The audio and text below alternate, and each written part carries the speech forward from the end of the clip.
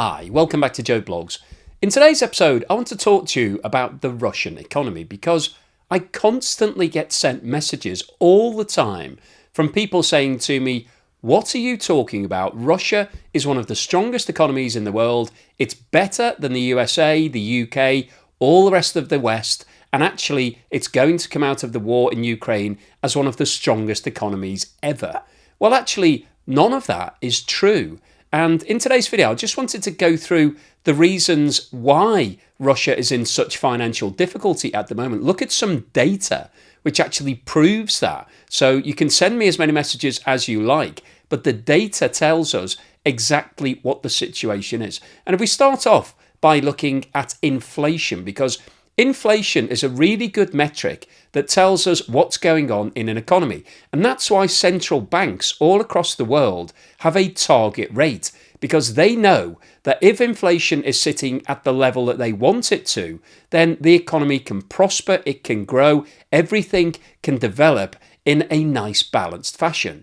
But if we have a look at this chart, which shows us the current inflation rates for the G20, which are notionally the 20 largest economies in the world, you can see that Russia has the third highest rate of inflation out of all of those developed economies. And the only two economies that have higher inflation are Argentina, where it's 263%, which is completely off the scale. And Argentina is in a state of economic collapse right now. And Turkey, where the rate is just under 62%. And Turkey has been struggling with high levels of inflation for a long period of time, and its economy is also in a state of economic crisis. So Russia has come in at number 3 on this list, and its current inflation is 9.1%, which is an increase on 8.6% from the previous month. And when you look down the rest of this list, there is a significant gap to Mexico, where inflation is sitting at just under 5.6%, so significantly lower than Russia.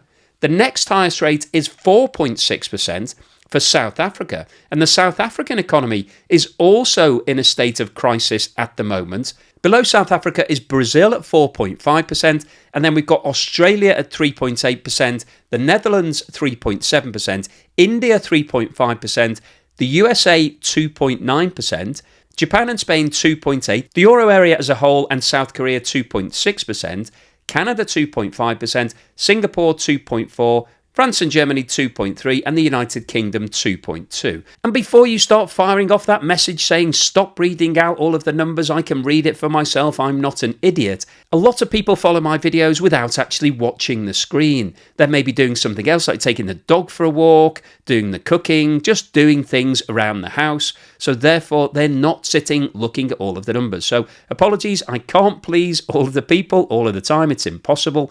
But I think it's important here because I'm making the point that Russia's current rate of inflation of 9.1% does not reflect a healthy economy. This is not a normal level of inflation. And if we look at this chart, which shows the movement in inflation in Russia over the past 12 months, you can see that in July 2023, inflation was at 4.3%, and that compared with the target rate of 4% for the Russian central bank.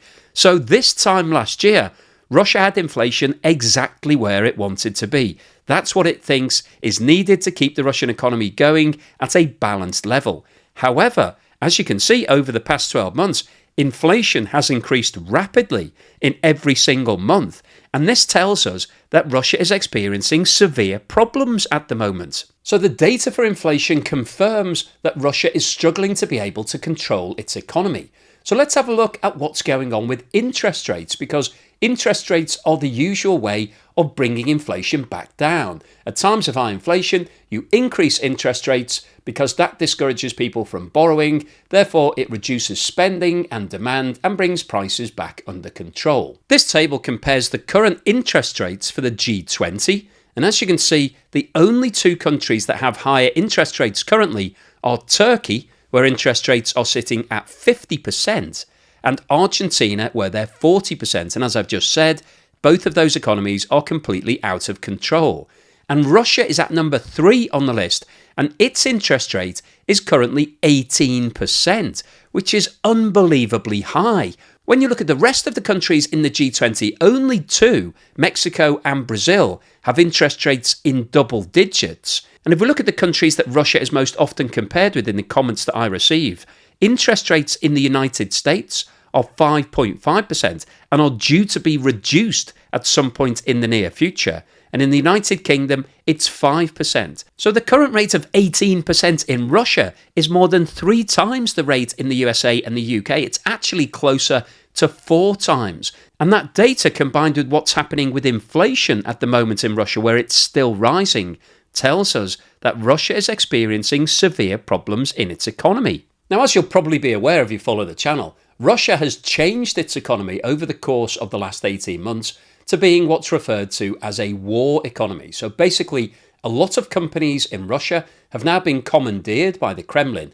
They've been told to produce things to support the war in Ukraine. Those companies are being paid directly by the state. So that's great from their point of view because they've got guaranteed income. They don't have to worry about sales and marketing and all of those sorts of things. So now that there's a higher emphasis on manufacturing within Russia, let's have a look at what's going on with producer prices. This chart compares the annual movement in producer prices, also referred to as factory gate prices, for the G20. And as you can see, the only 2 countries with a higher increase in producer prices are Argentina, where the annual increase is sitting at 273%, which is actually higher than the rate of inflation, which is a problem from Argentina's point of view, and Turkey, where it's above 41%. Russia comes in at number 3 on this list, and the year-on-year increase in factory gate prices is running at 13.7%, which is 2.5 times higher than the next country, Mexico, where prices have increased by 5.3%. In Australia, producer prices are up by 4.8%. And if we have a look at the United States, producer prices year-on-year have only increased by 2.2%. So Russia is sitting at 6 times that level, and the United Kingdom's increase in producer prices is 0.8%. So Russia is off the scale compared to what's happening in the UK. And the reason why producer prices are so important is that it gives us an indication as to what's likely to happen to inflation over the course of the next 3 to 6 months, because all of those goods that the producers are making in that country will find their way onto the shelves, and so those prices in the stores will go up by at least the factory gate prices. So when you've got prices increasing by 13.8%, that tells us that it's going to be very difficult for the Russian authorities and the Russian central bank to be able to get inflation back down to its target level of 4%. It's running at more than 3 times the target level. So this tells us that the problems in Russia are not short-lived. This isn't a short-term spike. And actually the movement to being a war economy is now detrimental from Russia's point of view, because all of those companies that have been commandeered by the state have had to recruit more people. They're paying higher wages, which are being passed on in those higher factory gate prices. Those higher wages are now pushing up wages all across the board in Russia, because the companies that are losing staff to those companies that are being recruited by the state are now also having to offer higher wages to replace them. And so this is creating a wage spiral. Everybody's being paid more. That means people have more money in their pocket. Therefore, they can spend more. That pushes up demand, which pushes up prices, which pushes up inflation. So this is a really difficult situation for Russia to get on top of, particularly because it now has this wartime focus. One of the other key indicators when looking at the strength of an economy is what's going on with the currency. And this chart shows the movement in the exchange rate between the US dollar and the Russian ruble over the past 5 years. And the reason I wanted to show this is really to highlight the fact that the ruble has deteriorated in value on a long-term basis. Every time I talk about the ruble, I'm always hit with a bunch of comments from people saying, "What are you talking about? The ruble went up by 2% yesterday. You're talking absolute nonsense." But in order to assess the strength of an economy, you need to look at the long-term picture, not what's happening on a day-by-day basis. And what this chart shows is that in the 12 months building up to Russia's invasion of Ukraine, $1 was trading for around 75 rubles. That was the long-term value of the ruble before it decided to start this war. Now, I've talked about this chart a lot in previous videos, so I won't go through it in any immense detail. But what you can see here is that there was a crash in the value of the ruble immediately following the invasion, which started on the 22nd of February 2022.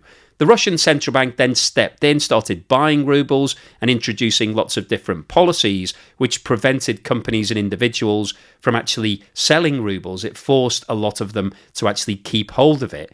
And at that point, the ruble strengthened to 1 to 50 against the dollar. Now, over the course of the last 2 years, the value of the ruble has deteriorated. The Russian central bank has stepped in on a number of occasions and introduced more policies to prevent it going above the magical 100 level, which President Putin really doesn't like.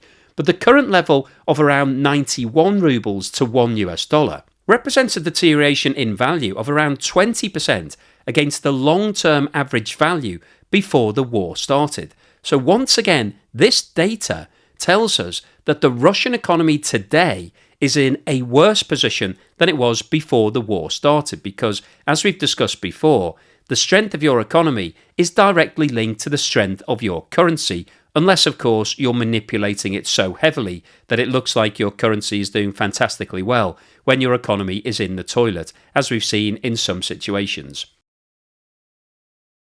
So what's the summary and conclusion today?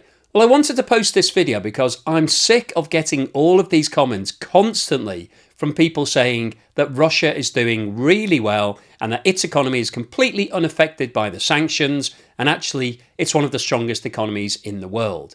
Now, when you look at GDP figures, you may be misled into believing that, because GDP can obviously be manipulated. And what's happening in Russia right now is that the conversion to a war economy is actually driving up GDP. So it looks at face value like Russia is growing at a stronger level than a lot of the developed economies from the West. However, you always have to look into the detail. You need to look at what's going on with key metrics such as inflation, interest rates, and the currency. And what we've seen in today's video is that Russia is one of the worst performers in the G20 in terms of inflation, producer prices, and interest rates. And the reason why it's right down the bottom of the table is because its economy is struggling. It's under severe pressure as a result of the sanctions that have been applied against Russia. And there have been many sanctions, and they're still being applied almost on a weekly basis. We're hearing about more companies being sanctioned, more restrictions being applied to trade, and Russia is finding it more and more difficult to be able to find buyers at the right price for its oil and gas and other commodities. And so the sanctions are strangling Russia's income at a time when its expenditure is increasing exponentially as a result of the war effort. There has been an increase of around 50% in terms of the spending on the war in Ukraine. And what we've seen over the course of the past few weeks is that the war effort is actually ramping up. On August the 6th, Ukraine invaded Russia. It's taken over around 500 square miles of the Kursk region, which was a surprise to Russia. It wasn't expecting Ukraine to go onto the offensive. And also Ukraine is now launching multiple drone attacks on a daily basis, not just onto oil and gas facilities, but also onto military bases. And there have been a number of reported attacks on Moscow itself. And Russia is now worried that it's now on the defensive in terms of all of those attacks. And in retaliation to that, Russia's ramping up its efforts. It's sending more and more missiles, more drones into Ukraine. It's trying to target places like Kyiv. All of that will cost more money. So it's going to put more pressure on the budget, more expenditure from the state. And so it's likely that we will see the problems in the Russian economy continuing to get worse whilst this fighting intensifies. And that's long-term going to be really bad news for Russia. And the other thing that we haven't focused in on today's video is that the conversion to a war economy is really detrimental in the long term. It provides a short-term boost for GDP, and all of those companies that are being paid by the Kremlin are benefiting. It's a purple patch for them. However, if the war was to stop, then all of that would stop overnight, so those companies would struggle. But if the war does continue for another 6 months, 12 months, 18 months, 2 years, 10 years, who knows how long, It's going to put more and more pressure on Russia's reserves because it's having to dip into those reserves to pay for all this additional expenditure. And at some point, those reserves will run out, and Russia could find itself in a situation where it simply doesn't have enough cash to keep things going. So the overall summary of today's video is that the data on inflation, interest rates, producer prices, and what's happening with the Russian ruble all point to the fact that the Russian economy is under severe pressure right now. It is doing badly. It isn't doing anywhere near as well as it was before the war started. It's creating further problems for itself down the road when this war ends at some point. And all of this is seriously bad news for Russia and its economy. So hopefully you've enjoyed today's video. You found it useful, informative, and thought-provoking. If you've liked what I've said, then please give me a thumbs up. Thank you for watching this video all the way through to the end, and here's something to put a smile on your face.